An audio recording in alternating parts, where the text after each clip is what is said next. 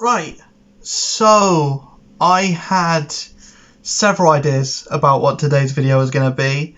My first one was I was going to talk about Vampire Survivors because that's now on mobile. I've been playing the heck out of it. It's the perfect game to play when you're on like a long bus journey or a long journey in general, and obviously you're not the one driving because that would be illegal. If you're just driving and you're just like, ooh, Holy Bible, what does that? I can't remember what that rolls with. Crash, die, don't.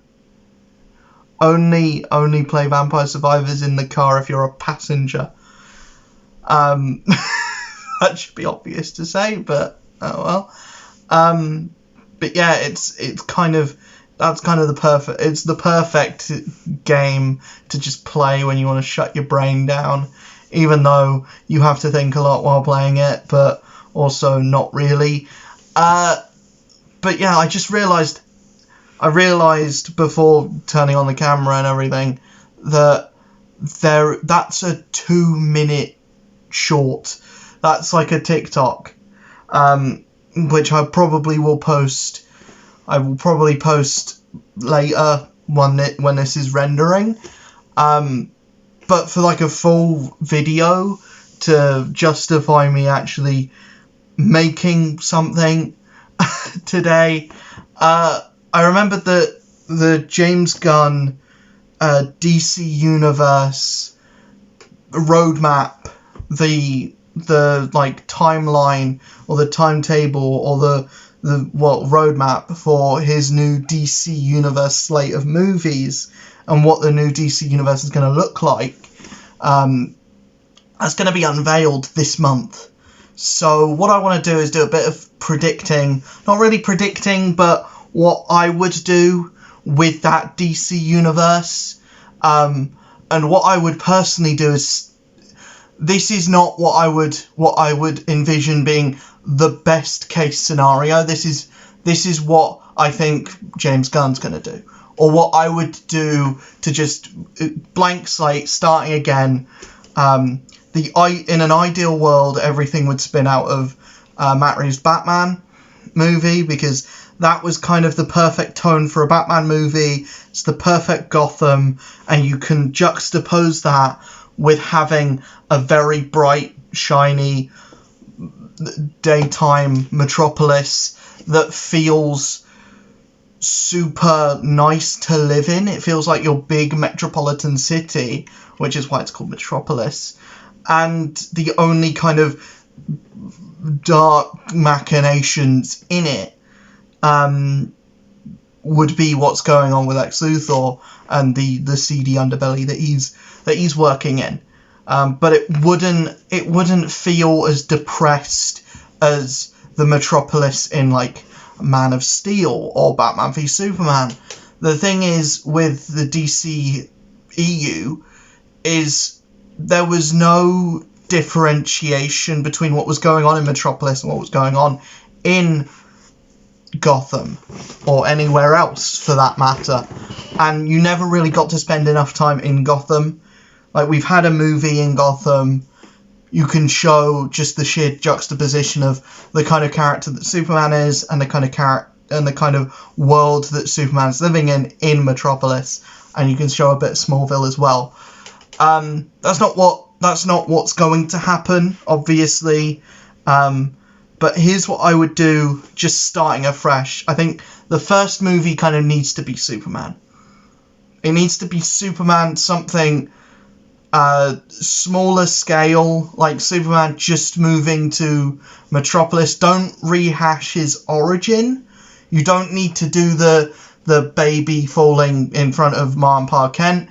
You can kind of start it from kind of the end of Smallville era of Superman, where he's still young and he's still learning about his powers. He still, doesn't know the full extent of his abilities, but he's put a few minor criminals in in prison. And who would I have as the villain for a first Superman movie? I would kind of do the if you remember the animated movie Superman versus the Elite, or Superman What's So Funny with Truth, Justice, and the American Way, I think is the comic that it's based on, where it's Manchester Black and his kind of lackeys, his like elite. You do that because it's not a massive cataclysmic event. It's not like an army of like Kryptonians that Superman has to fight. It's a small team of, you know, mostly no names, and then Manchester Black can be a very interesting villain whose ideology kind of makes sense, and then you can have that kind of thing where he's not necessarily a sympathetic villain, but he is that kind of thing where his message, the message of if we keep putting these criminals in prison, they'll just keep coming out, so we have to kill them, and Superman has the power to kill any criminal on the planet. Why doesn't he? You know, why does he just put them in prison? Why is he holding back? That kind of story is something that, you know, could be really latched onto, and it could make Manchester Black a really cool, interesting villain, because he's one of those characters that DC in the comics has done very little with outside of that one storyline. I think he's showed up a couple of other times, but he's like a very minuscule villain, and I think you could supershoot his popularity, and you could make a really interesting juxtaposition between those two, and it's not Lex Luthor again. You know, so that's my Superman movie. Just do Superman versus the Elite, but in live action, and you can kind of give it like a bigger budget, and you can kind of maybe don't do the whole Superman going Super Saiyan and killing every member of the Elite, and basically being like, this is why I don't kill everyone, because if I did, I become a dictator, and I become that version of it's the perfect movie to do after the failing of the DCEU, because it shows everyone watching the movie, you know, through it shows everyone watching the movie through the movie itself, and the movie will literally tell you at the end, you don't want this. You don't want a ultra-violent Superman. You don't want a Superman that kills, because that's an aberration of the character. What the DCEU was and what Zack Snyder was doing, you don't want that, because that's not Superman. That's not what that is. Superman is truth, justice, hope, and, you know, all that jazz. Not so much the American way now, because, you know, the American way is not great anymore, but, you know, you can take that away, because he's a bigger than one country. He's the world. He's the, you know, the multiverse, if you want to get really deep into it. And I think they should go multiverse, because DC's multiverse is way more interesting than the multiverse of Marvel, which is pretty much just the Spider-Verse, because no other characters care about the multiverse apart from Reed Richards, but that's about it. You know, the multiverse in the DC landscape is much more interesting, and then you can do your crossovers, and then you can perhaps bring back some of the DCEU characters. I think you do your Trinity movies first. I don't know if I want another Batman movie on his own. They will. You know they will. You know, that's just printing money. but I would prefer, if a Batman movie were to happen, I would prefer we get the first Superman movie, and then instead of Batman v Superman, the first one would be Batman, Superman, Public Enemies, or Batman, Superman, Supergirl, where we get the introduction of Supergirl. I think that's a better first one, because it is slightly smaller. We get the introduction of Supergirl, and we can do Brainiac instead of Darkseid. And then you do all the stuff with Darkseid in a Justice League movie where Darkseid takes over Supergirl, and then you have the eventual, we fake her death so that Superman thinks that she's dead, and then so that Darkseid thinks she's dead, and then Superman goes Super Saiyan on Darkseid because he can. But I think a Supergirl movie is like, do Batman, Superman, Supergirl. You can have Wonder Woman be in it for a short while, for like a couple minutes in the movie. There's a lot of stuff that happens in that story that I wouldn't want translated to a live action movie, like the Army of Doomsdays, the Darkseid stuff, or the teaming up with Miracle Man and Big Barda. I think everything outside of introducing Supergirl, and maybe introducing the wider array of Amazonian characters like Artemis, like Donna Troy, and introducing this kind of like the introduction of the Teen Titans, and then you can maybe make Supergirl instead of Superboy the Teen Titan, the Superman analog for the Teen Titans, and you can spin that off into a Teen Titans movie. But I would definitely do Justice League first. So you do your Superman movie, and then your Superman Batman movie. Then you do your Wonder Woman movie after that. You've introduced Wonder Woman and Superman Batman. So then you go after Wonder Woman. I would like to see a Wonder Woman movie set in present day.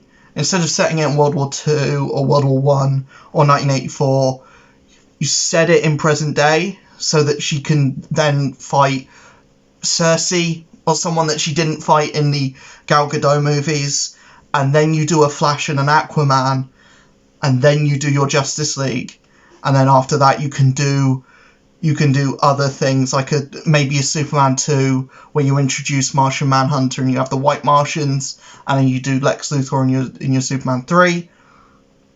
That kind of works for me. I think just focus on doing your phase 1. Focus on your phase 1, end it with Justice League, and you can maybe have your Justice League movie be the one with the White Martians in.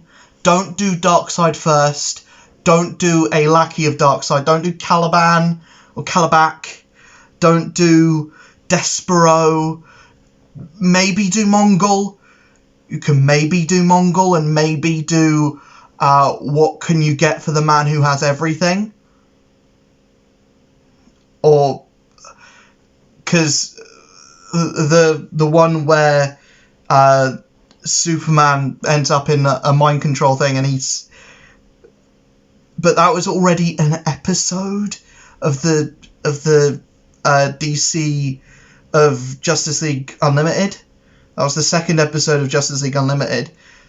I wouldn't want to do that. I would want to do Warworld, actually, because then that's how you can work in cameos and build your universe going forward outside of that. So you can have like maybe an Orion show up, or maybe you can have like a Doomsday show up there, or like a Despero or a Gorilla Grodd or something.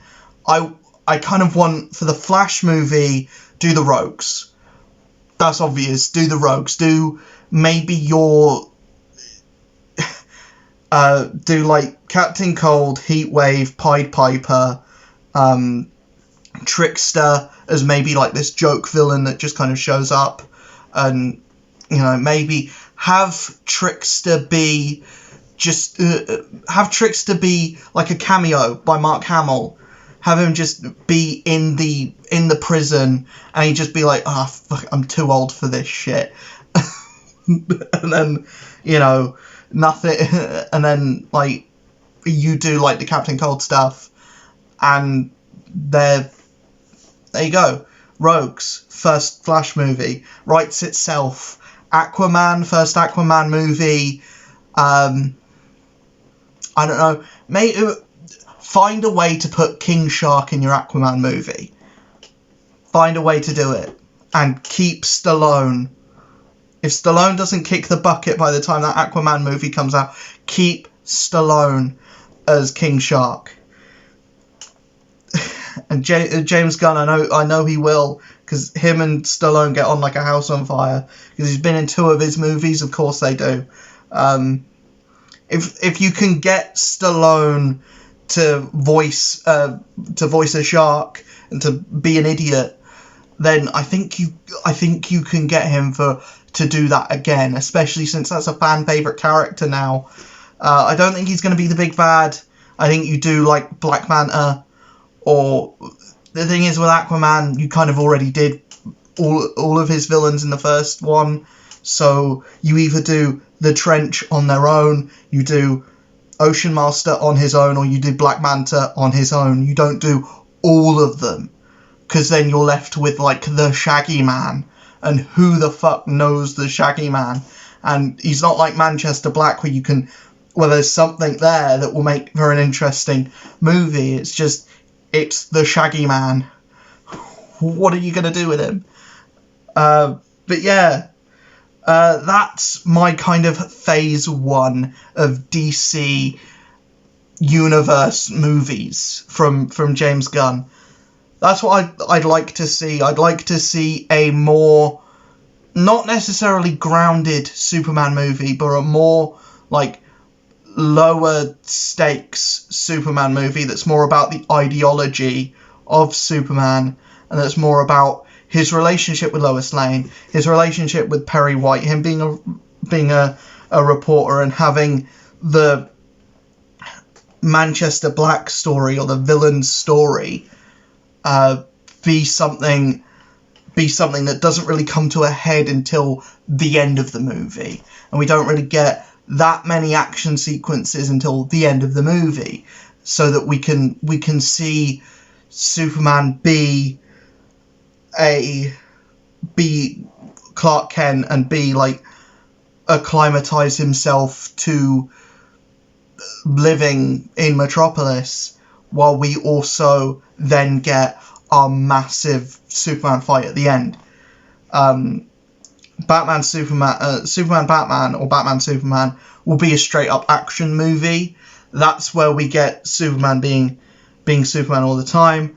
That's where you get like your most of your world building, but it won't feel like, or it shouldn't feel like, it's all thrown in your face at once. And Batman will be a character, not just an embodiment of anger and confusion. Then your Wonder Woman movie, that can be a fun Wonder Woman movie. The Flash can be a fun Flash movie. Aquaman can be a fun Aquaman movie. And then Justice League is your big blockbuster showing that there's stakes, and maybe possibly a multiverse, and can show like Darkseid's coming maybe, and Darkseid can feel like your big threat, and maybe do the Teen Titans like the Guardians, or do New Gods like the Guardians. I don't know, but yeah, those are my ideas. I know that we've got a Blue Beetle movie on the way. I know we've got Shazam 2 on the way. I know we've got The Flash and Aquaman 2. Whether they're actually happening or whether they're not, I don't know, but apparently The Flash has action figures now, so that movie has to go ahead. Blue Beetle is going ahead, which is the one that I actually want to see. Shazam 2, as much as I love the first one, the whole news on Shazam 2 will be the first comic book movie or superhero movie to use a villain that is completely original. That rarely ever that doesn't sit well with me in any way. That kind of means like you can't get right the villains that you have source material for. So the ones that the ones that you're making new, the new villains that you're making, why would anyone care? We don't care about them going into it. They're probably not going to be a focal point. I know Helen Mirren and Lucy Liu are actors that people like, but you need more than just a big name for people to care about the character. And also, but Shazam 1 wasn't really about Mark Strong's character, really. It wasn't the Dr. Savannah show, was it? It was Zachary Levi being Zachary Levi, and everyone completely loved it. So it may be fun. Again, I love Zachary Levi. He's a treasure, and he's like the one person at DC that isn't a complete and utter scumbag or criminal or drug addict or, you know, being fired. So, you know, because they had Henry Cavill. Henry Cavill was the one that everyone liked, and then he was fired. But now he's like, fuck you guys, I'm doing Warhammer. And that's the best way to work in Hollywood, is just to be like, fuck you, I'm doing this thing that I really like over there. More actors should do that. More people should do that in general. If you get fired from one thing, just go, fuck you, I'm doing this other thing that I really like. But yeah, that's my phase 1 for DC movies. I could go into a whole video on what I want the first Superman movie to be, and I think that's what they're doing. If not Manchester Black, then everything else that I said about that movie will be what they do. And I think I would rather them do something that we haven't seen before. As much as I said base it completely on Superman versus the Elite, or Superman, What's So Funny About Truth, Justice, and the American Way, and then I'm about to say that I would rather them do something completely original or wholly original. I don't know what I would prefer, because the best Marvel movies are the ones that are solely derived from, or not derived from, but the ones that are taken from the comics, like Captain America the Winter Soldier, Civil War, I was about to say Iron Man 3, but that's not really taken from the comics, is it? Those are the only two. The Wolverine, Logan, X-Men Days of Future Past, even though that's not the comic at all.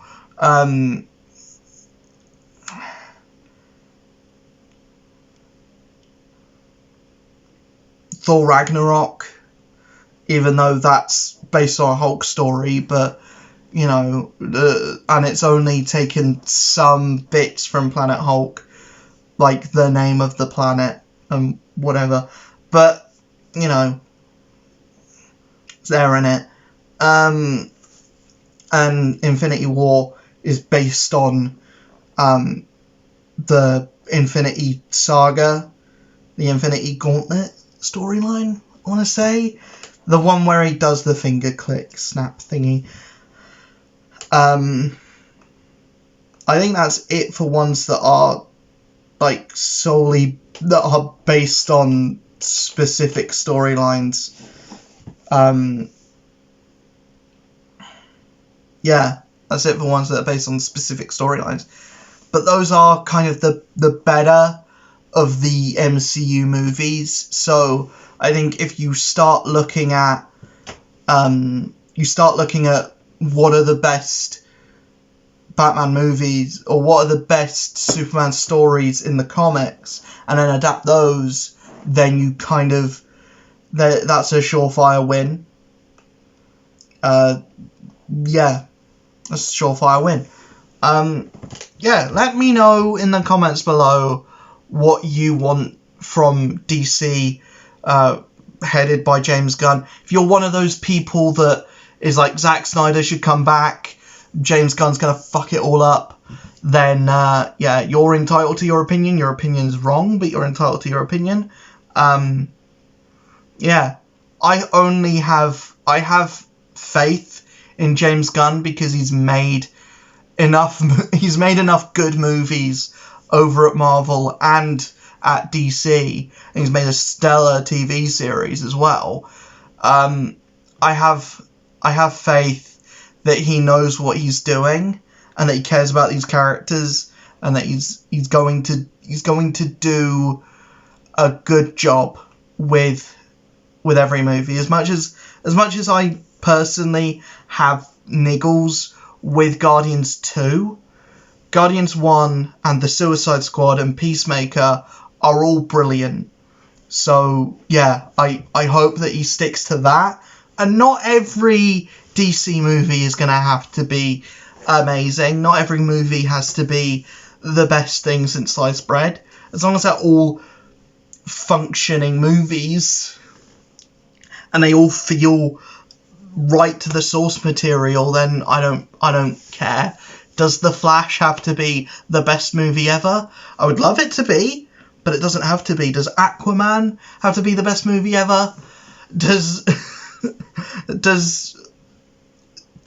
you know, as long as they are at least the same level of quality as, you know, Phase 1 and Phase 2 of the MCU, then yeah, because, you know, there's arguments about Phase 3 being kind of slapdash, and then Phase 4, you know, it's the first time I've actively said that there's been Marvel projects and Marvel products that I just haven't cared for, that I found no redeeming qualities for, or very few redeeming qualities for, or there's more bad than good. She-Hulk, Shang-Chi, Black Widow.